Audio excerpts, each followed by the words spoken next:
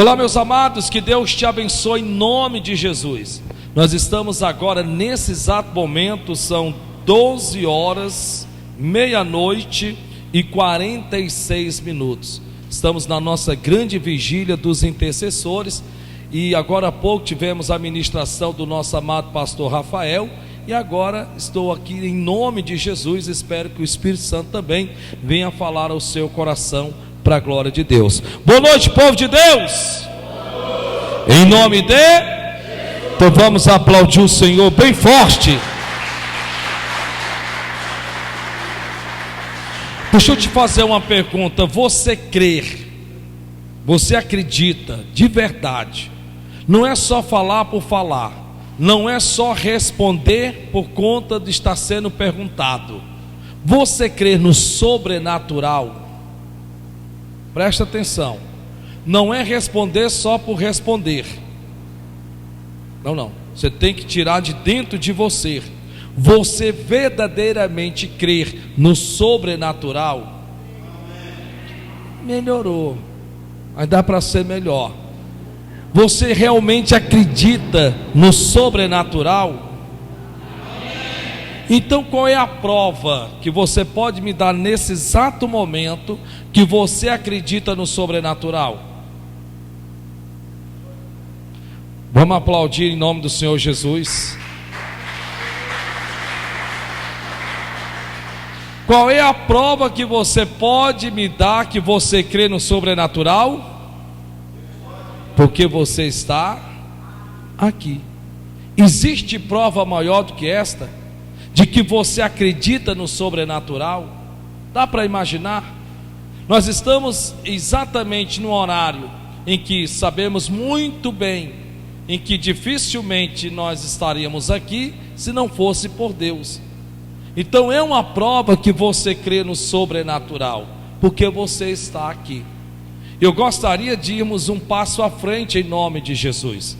Aqui em Atos dos Apóstolos, capítulo 12, a Bíblia fala sobre Pedro, que uma vez foi levado cativo e foi aprisionado por Herodes. Diz assim: e por aquele mesmo tempo, o rei Herodes estendeu as mãos sobre alguns da igreja para os maltratar. Então era essa a intenção de princípio: maltratar os que naquele tempo professavam sua fé em Jesus Cristo. Ainda hoje é assim, infelizmente. Basta que naquela empresa, ou na loja, ou na família, você seja o único crente. Pronto, já é o motivo suficiente para as pessoas tentarem te perseguir, tentarem fazer tudo quanto é de maldade a seu respeito. Ainda hoje isso acontece. No versículo seguinte diz assim: e matou a espada Tiago, irmão de João. Dá para você ler comigo em nome de Jesus? Vamos lá? E matou a espada Tiago, irmão. Mais uma vez.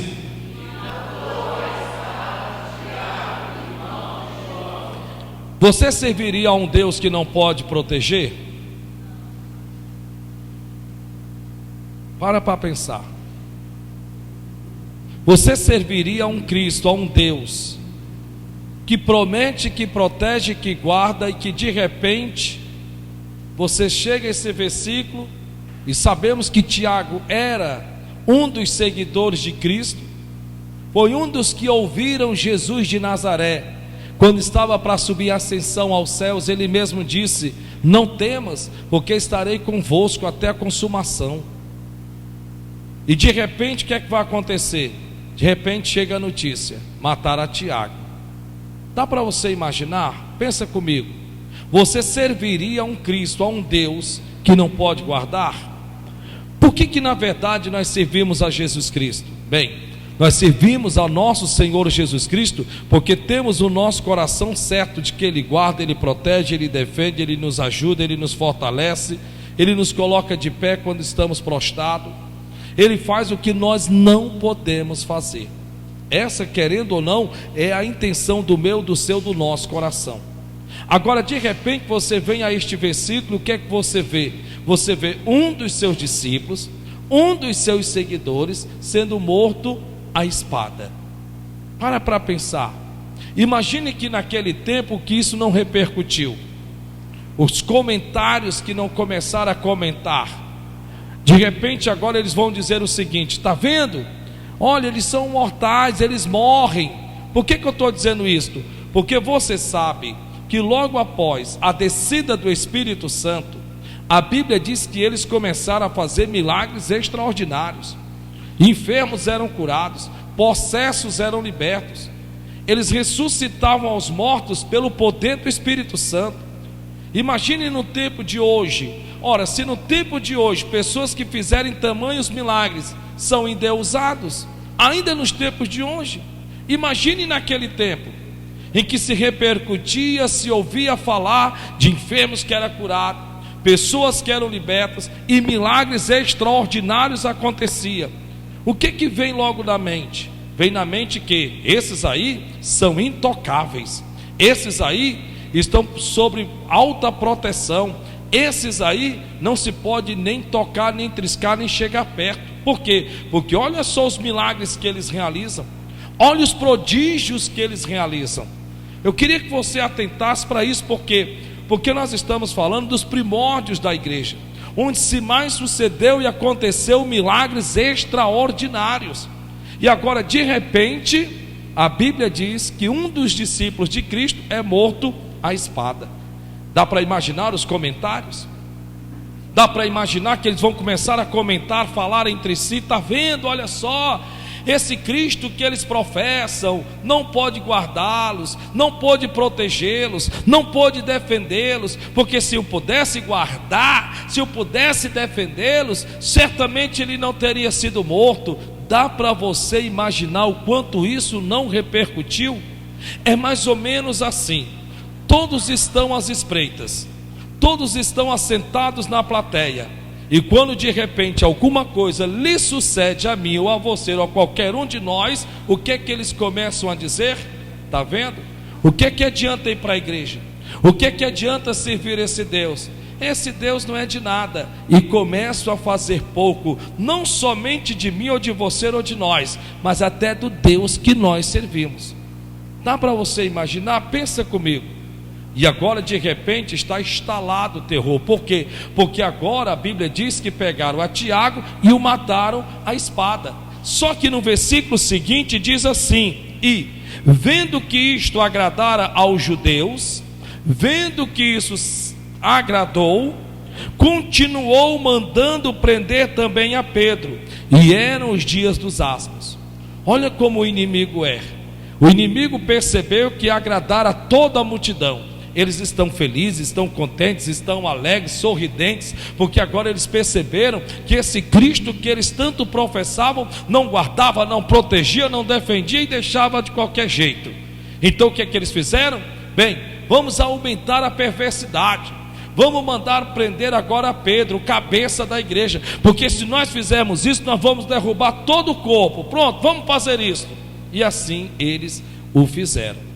Mas a grande pergunta que eu faço a vocês é: aonde é que estava Cristo que não pôde impedir a morte de Tiago? Ou aonde estava Cristo que não pôde impedir a prisão de Pedro? Para pensar. Pensa comigo. Irmãos, nós lemos esses versículos para os dias de hoje. É a mesma coisa de você trazer acontecimentos para os dias de agora. Onde é que estava Cristo? Não é a grande interrogação? Por que Cristo permitiu que isso acontecesse? Não é o que leva muitos ao esfriamento? Não é o que leva muitos a duvidarem até mesmo da própria pessoa de Jesus Cristo? Mas eu estou indo para a igreja, eu estou orando, estou jejuando, estou servindo a Deus. Como é que Deus permite que isso sobrevenha? Como é que Ele permite que isso me aconteça? Onde é que está Deus uma hora dessa? Onde é que está Cristo? Parece que Ele não está vendo, parece que Ele não se importa, parece que Ele não liga. Para pensar. Lemos esses versículos e trazemos para os dias de agora, meio que fica meio que complicado no sentido da nossa fé. Porque até então, o que é que nós estamos vendo? Um dos seguidores de Jesus sendo morto à espada. E um dos que nós bem sabemos, em que o próprio Senhor Jesus Cristo a este disse: Pedro, te é dado as chaves do reino dos céus. e agora esse está preso. E a multidão está eufórica, está feliz, está contente, está sorridente, está saltando fogos, porque na mente deles, Cristo não poderia guardar, proteger, defender, como eles pregavam, e como o próprio Senhor Jesus Cristo também assim o pregara. Então onde é que ele estava? Onde é que estava Jesus de Nazaré na altura do campeonato?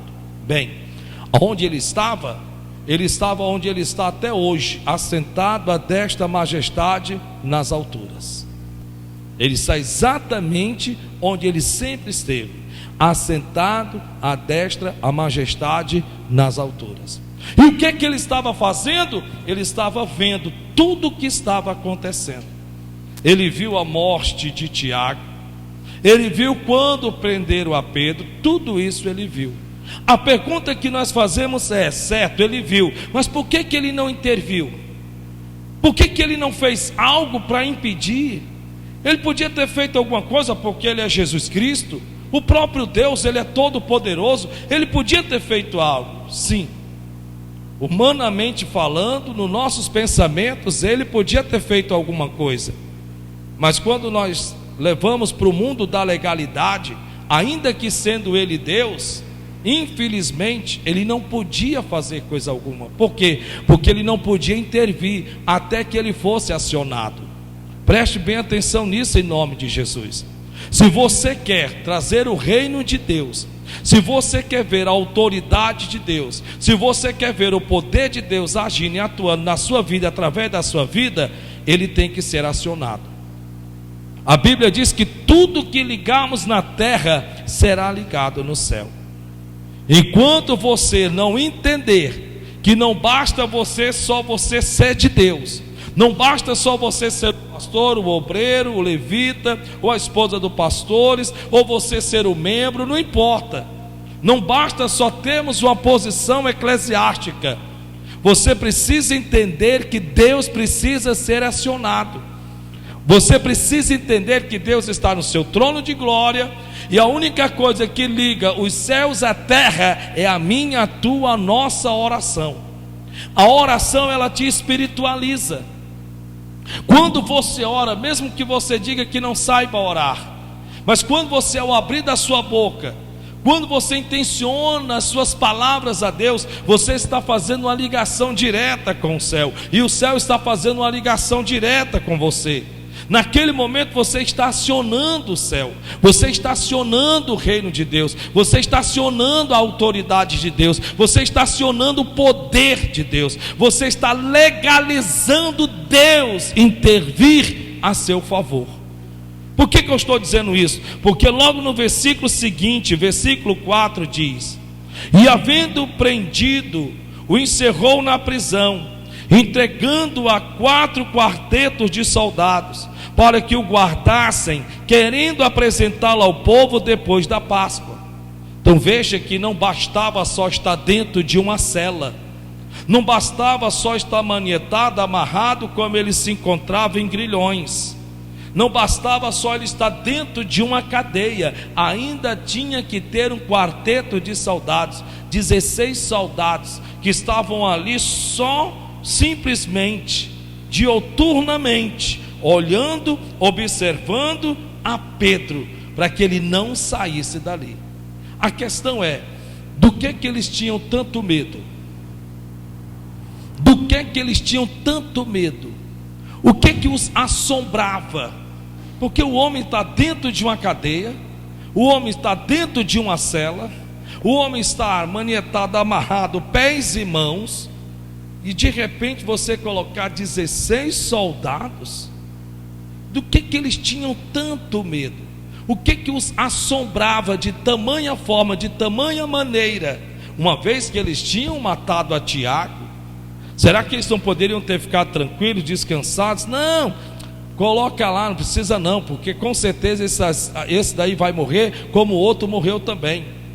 Mas de repente eles colocam 16 soldados para estarem observando, ou vigiando dioturnamente. A pergunta é, do que eles tinham tanto medo? Do que o diabo tem tanto medo? Mas tanto medo, que ele investe diuturnamente para resistir a você. Por que o inimigo, o diabo, ele tem tanto medo que pessoas da sua casa se convertam, com que você se converta, com que você se liberte? Do que o inimigo tem tanto medo? Pare para pensar, pense comigo. É mais ou menos assim: do que aquele infeliz do diabo tinha tanto medo que eu me convertesse, que ele investiu pesado na minha vida, lutou e relutou, investiu de tudo quanto ele podia para impedir com que um dia eu viesse me converter? Do que ele tinha tanto medo? Pare para pensar. Do que o inimigo tem tanto medo que de repente você bata o pé e você decida a partir de hoje verdadeiramente entregar a sua vida a Jesus Cristo? Do que ele tem tanto medo? Por que quando você parece que vai se firmar de verdade, logo vem tantas e tantas propostas, como que numa bandeja diante de você? Do que o inimigo tem tanto medo? Por que ele está tão preocupado? E de repente ele faz de tudo para colocar pessoas, más companhias, más amizades, convites para tudo quanto é lado, e tantas propostas. A pergunta nesta noite é: do que ele tem tanto medo? O que é que ele sabe, aquele infeliz? O que o inimigo sabe, em que ele está disposto a investir pesado para impedir com que você se converta de verdade? Será que de repente você não é a porta de salvação da tua família? Será que não é este o grande medo do diabo? Não será que na tua conversão, na tua libertação, na tua transformação, os da tua casa não vão começar também a servir a Jesus Cristo após você? De repente Deus escolheu você, e o diabo sabe disso, para ser os primórdios das portas da salvação na tua casa. Como no meu caso, nossa, antes de eu chegar nesse púlpito, antes de eu ter o microfone na mão, antes de tudo, ele tentou me matar com 3 meses de nascido, com a meningite em altíssimo grau, em que o médico ainda entregou nas mãos dos meus pais um atestado de óbito, que não tinha para onde correr, assinaram antes da morte, porque não tinha como chegar no outro dia vivo. E eles disseram: olha, nós vamos lhe entregar, porque amanhã você vai vir só para pegar o corpo do Onassis. Por que o diabo tinha tanto medo? E que agora de repente, para a glória de Deus, milagrosamente, da noite para o dia eu fico completamente curado, e com poucos dias eu saio do hospital. Mas para isso, para ele não era tanto, porque agora ele ficava assustado, esperando, ele não pode se converter. E aí trouxe amigos, más companhias, más amizades. Aí me levou para o cigarro, me levou para a bebida, me levou para a balada, me levou para tudo que você possa imaginar, para umbanda, para quimbanda, para o candomblé, porque ele tinha que investir pesado. Levou-me até mesmo à beira do abismo, de poder ver o meu caixão. E o que ele tinha tanto medo? Por que o inimigo, ele não quer que você abra os seus olhos de verdade? Por que o inimigo ainda lhe prende em algumas situações, em algumas coisas que você acha impossível de largar, você acha impossível de se libertar? Será que a salvação da sua família não está através da sua conversão? Será que não é isto? Será que você ainda não entendeu que alguém na sua família tem que verdadeiramente se converter de verdade, para que os da sua casa, eles olhem para você e digam: quem te viu, quem te vê? Claro que de princípio você não vai ser acreditado.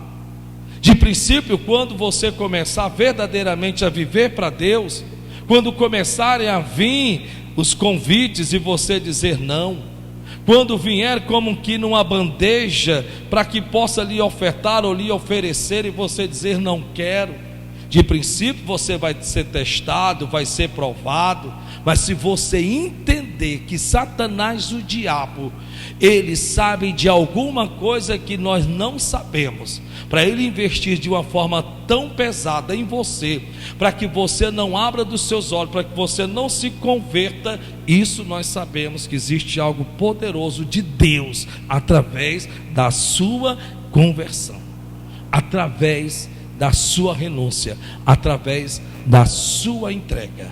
O que o inimigo estava com tanto medo? Vamos deixá-lo na cadeia, vamos deixá-lo na prisão, vamos colocar 16 soldados ao redor. Do que eles tinham tanto medo? E aí a Bíblia diz aqui, vamos lá, versículo de número 5: Pedro, pois, era guardado na prisão. Deixa eu te dizer uma coisa: se o inimigo pensa que trazendo tudo quanto é de oferta, como trouxe para mim, vai conseguir vencer essa batalha, ele já sabe que certamente ele vai perder. É só questão de tempo, porque a minha Bíblia Sagrada diz, está aqui escrito, que Pedro, ele não estava encarcerado, Pedro, ele não estava preso. Pedro, aos olhos de Deus, ele estava o quê? Estava o quê? Guardado. Pare para pensar. Aos olhos humanos, claro, Pedro estava preso. Aos olhos humanos, claro, Pedro estava encarcerado.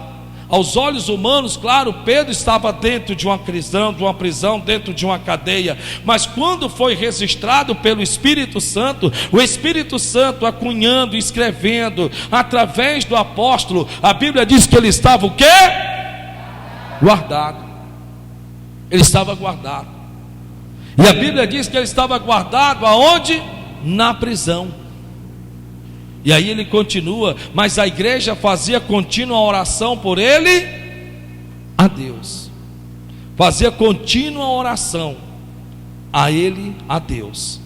Então eles iam diante de Deus, apresentava a Pedro e orava, até que de repente o sobrenatural vai acontecer. Porque para você crer em oração, você tem que crer no sobrenatural. E o que é que vai acontecer? Versículo seguinte, diz assim a Bíblia Sagrada: e quando Herodes estava para o fazer comparecer, nessa mesma noite estava Pedro dormindo entre 2 soldados. O que Pedro estava fazendo? Dormindo entre 2 soldados, ligado com 2 cadeias. Ligado com 2 cadeias. E os guardas diante da porta guardavam a prisão. Versículo 7: e eis que sobreveio o anjo do Senhor. O que é que veio? O anjo do Senhor. Mas espera ainda, por que o anjo não veio nos dias de Tiago e veio nos dias de Pedro? Porque a igreja aprendeu a lição. A igreja acordou, despertou, que sendo Deus quem Ele é, ainda que Ele nos ame, Ele nada pode fazer por mim ou por você ou pelos nossos, se nós a Ele e por eles não interceder. Entenda isso. Se você ler de novo, você vai ver que os demais não oraram por Tiago. Não, certamente Jesus vai lá, vai tirar Tiago, não vai acontecer nada com ele. Como nada disso aconteceu e mataram a Tiago, aí eles despertaram, eles acordaram: rapaz, espera ainda, rapaz, onde foi que nós erramos? Já sei, nós não intercedemos. Onde foi que nós erramos? Já sei, nós não fomos a Deus e apresentamos a Pedro para que o Senhor pudesse intervir em favor dele. Foi aí onde nós erramos. Sabe onde é que nós erramos? Nós erramos quando nós infelizmente não oramos pelos nossos. E quando oramos, não oramos de verdade como deveríamos orar. Às vezes a esposa ora pelo marido que no seu coração não o perdoou. Às vezes o marido ora pela esposa em que no seu coração não o perdoou. Às vezes os filhos oram pelos pais, pela sua conversão, transformação, mas oram pelos pais em cujos corações ainda não o perdoaram. Muitas vezes você pode estar orando por uma cunhada sua, por quem você também no seu coração ainda não perdoou, pelo um sogro, pela uma sogra, por quem também ainda você no seu coração ainda não perdoou. E se você não sabe, a Bíblia Sagrada diz que a raiz de amargura impede com que a minha, as suas, as nossas orações sejam chegadas até a Deus.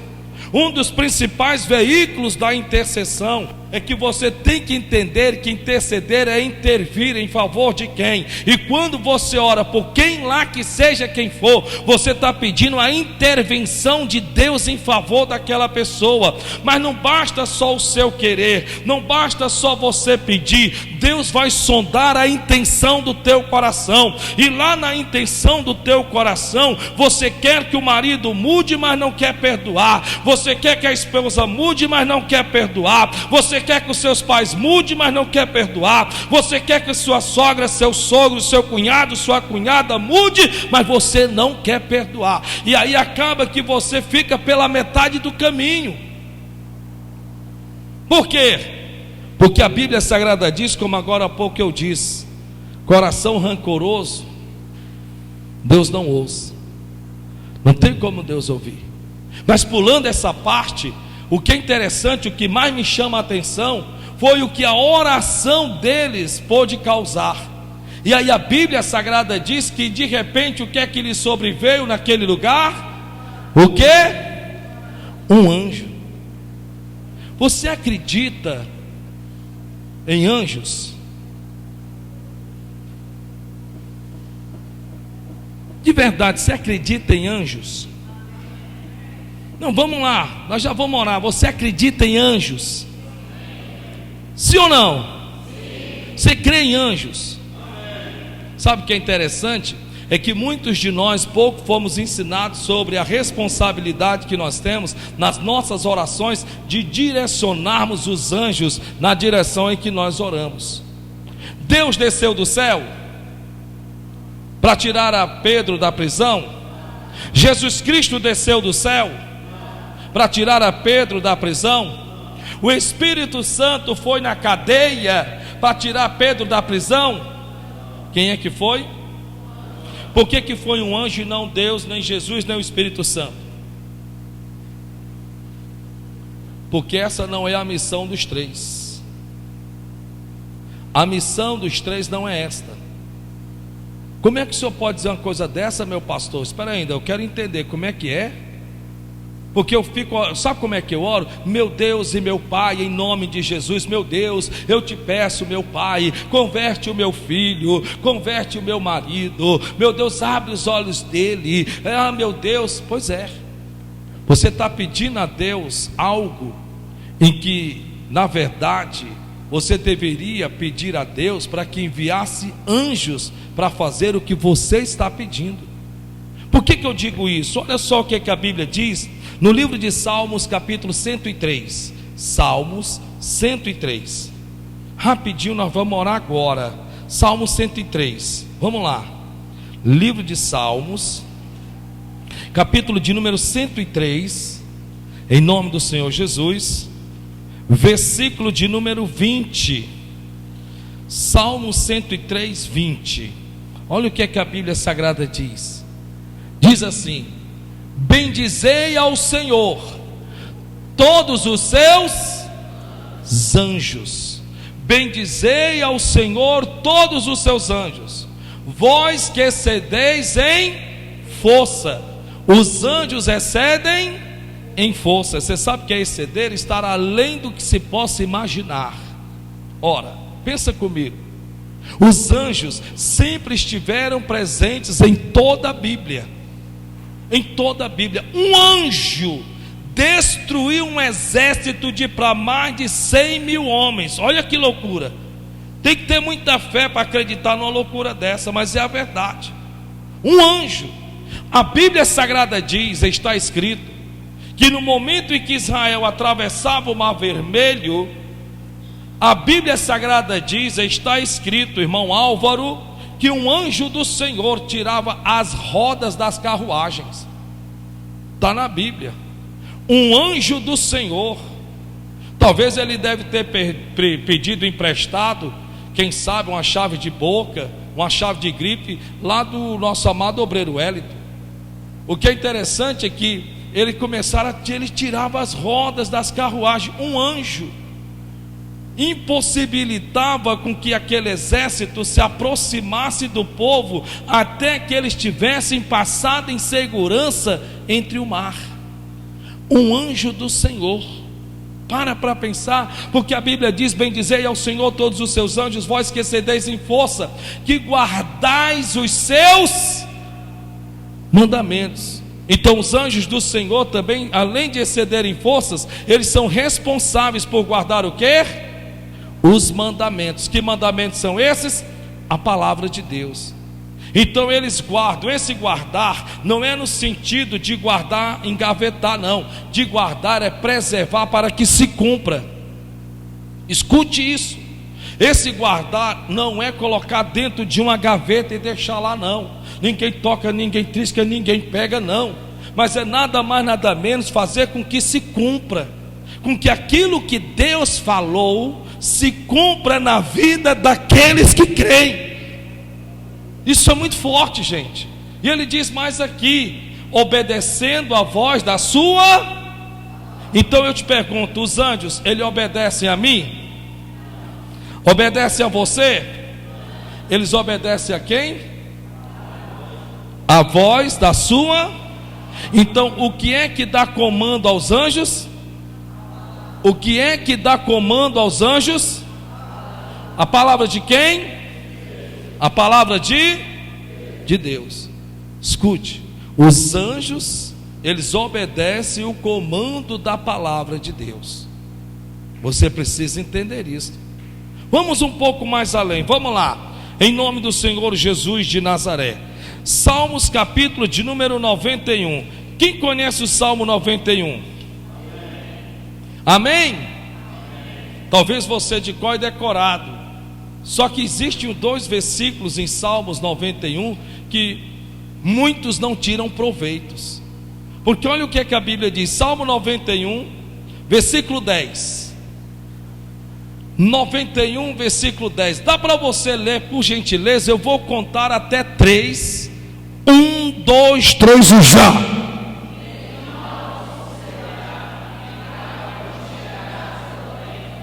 Mais uma vez.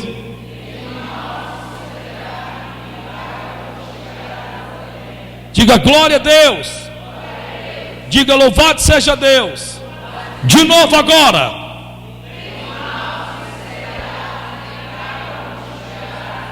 Sabe como é que eu gosto de ler o Salmo 91? Eu me coloco dentro dele. Por exemplo: nem o mal me sucederá, nem praga alguma chegará à minha tenda. Eu sempre me coloco dentro dele. Eu o transformo para mim. Então você pode fazer isso? Vamos lá? 1, 2, 3 e já.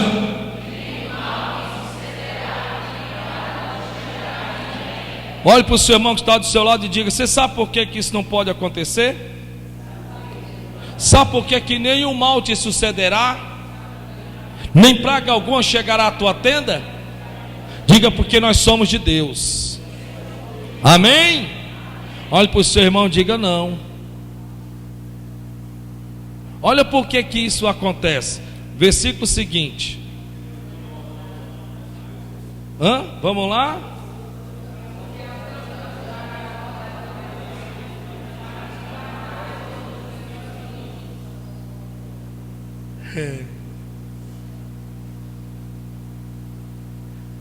Volta o versículo. Volta. Lê de novo.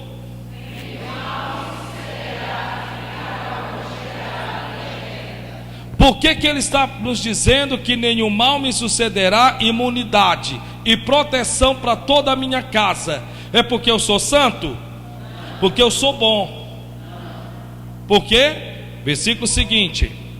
Vamos lá.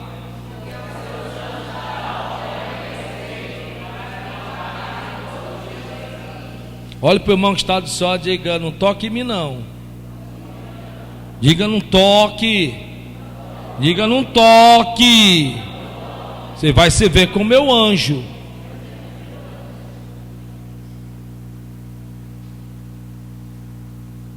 Estava eu e o obreiro Wellington. Então eu vou contar só esse simples testemunho porque tem prova.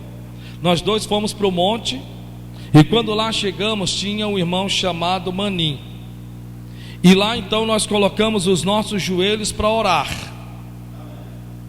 E se eu estiver falando, aumentando, acrescentando ou mentindo, tenha liberdade de corrigir.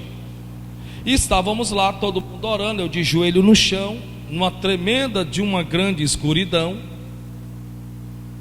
E eu lá de joelhos, numa boa, tranquilo, como eu gosto de orar. O obreiro Wellington foi orar para uma parte. Isso nós estávamos ali naquele monte, naquela serra lá do Crato, no meio dos matos, na maior escuridão, não é isso? E de joelho no chão, estávamos lá. Quando de repente, o irmão Manim, assustado, apavorado, agoniado, se tremendo mais do que vara verde, terminou a oração, ele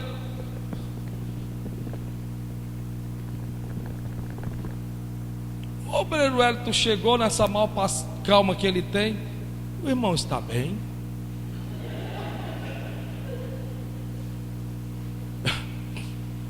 Eu ainda estava batendo a poeira dos joelhos. Me sentei. Quando eu me sentei, ele olhou para mim e com a boca dele ele disse: tu realmente é homem de Deus. Realmente tu és homem de Deus. E eu olhei para isso, mas por que, irmão Manim? E o que foi que ele disse?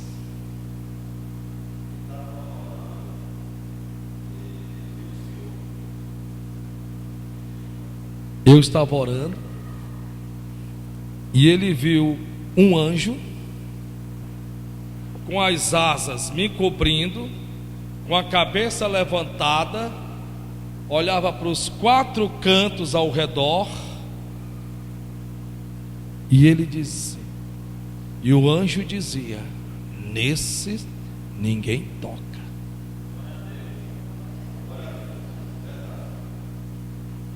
E eu peguei e disse: ah, besteira, é meu amigo. Talvez você está dizendo assim: só quer ser o que não pode. Olhe para o irmão que está do seu lado e diga: está com inveja, né? Por que a Bíblia diz que mal nenhum te sucederá, nem praga alguma chegará à tua tenda?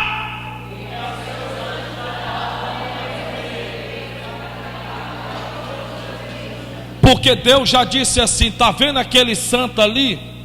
Está vendo aquela santa ali? Estou vendo.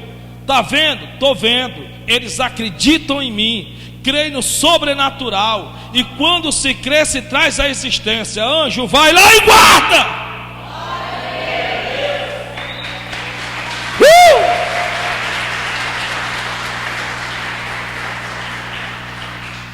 Porque aos seus anjos dará ordem. E eu termino aqui agora, voltando para Atos capítulo 12. Vai lá, Atos 12, em nome de Jesus. Atos 12, rapidinho aqui. Atos 12.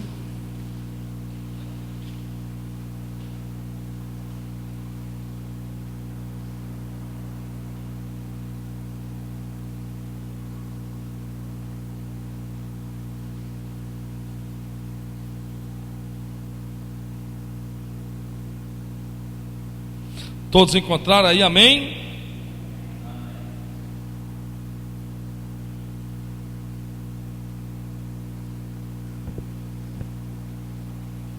Podemos então?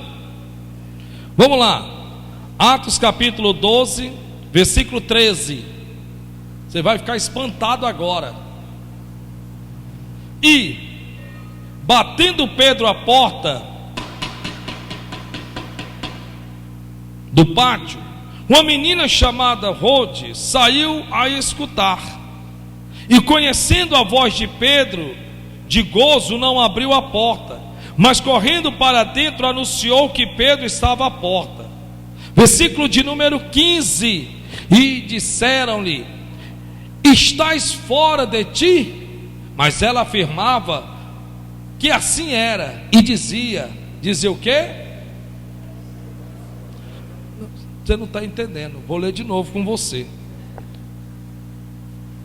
Pedro está batendo a porta, a menina corre apressada para dar a notícia, os que estavam lá dentro a respondem chamando-a de louca, mas eles dizem algo que você ainda não entendeu.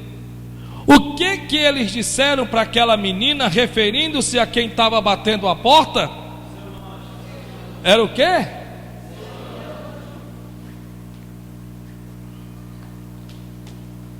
Por gentileza, irmã Cida, professora, esse seu é o quê? Isso está se aplicando a meu? Não é isso? Posse. Você quer me dizer então que eu tenho um anjo?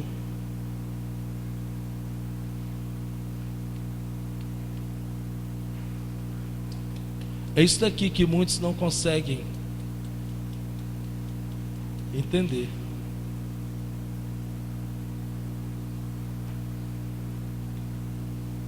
Já diz aqui o irmão Álvaro,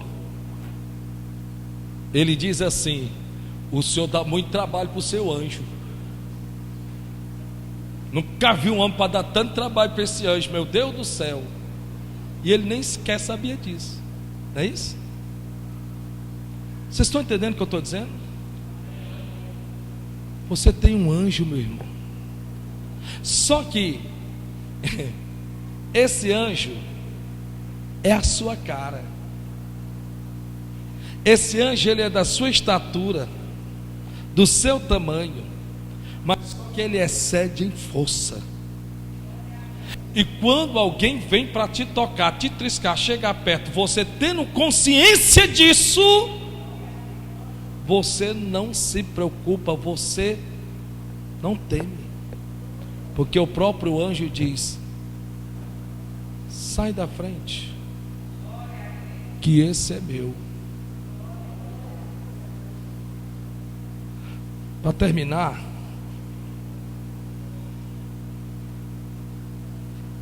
vem cá, já que eu peguei no pé do irmão Álvaro, vem cá, irmão Álvaro e obreiro Hélito, e toda a igreja se põe de pé para a gente orar e encerrar. Vem cá.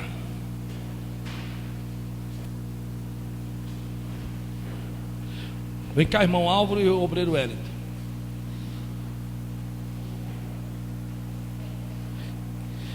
Quem já ouviu esse versículo que acampa o anjo do Senhor ao lado do que o teme e o serve?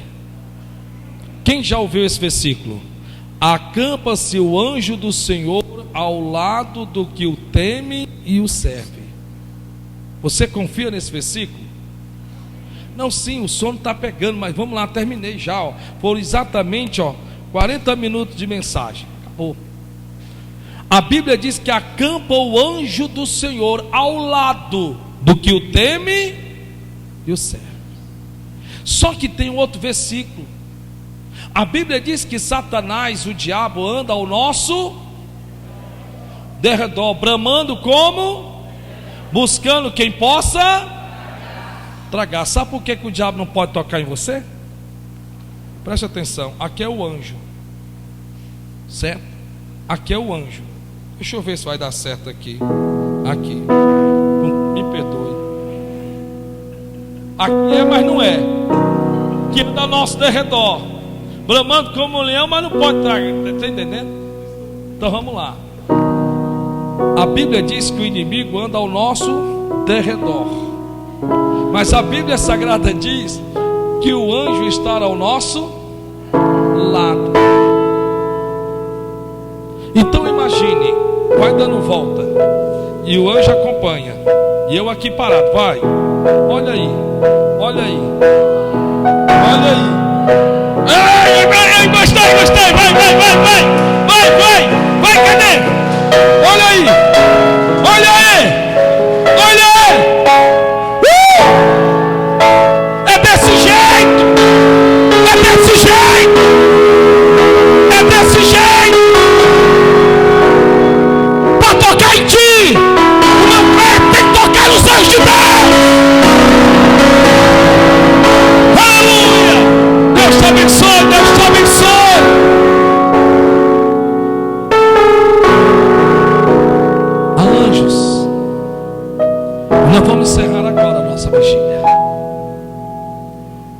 isso eu quero chamar você para nós apresentarmos este cálice com azeite,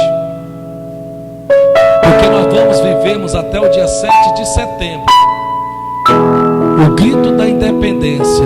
Diabo, solta o que é meu. E a partir de hoje nós vamos estarmos aprendendo sobre a intercessão na libertação. Nós vamos adentrar nesse mundo espiritual que o diabo não quer que você saiba nem aprenda. Mas como o que ele tem para mim e para você tanto faz como tanto fez, que o que importa é o de Deus, eu creio que coisas extraordinárias Deus vai fazer. Que Deus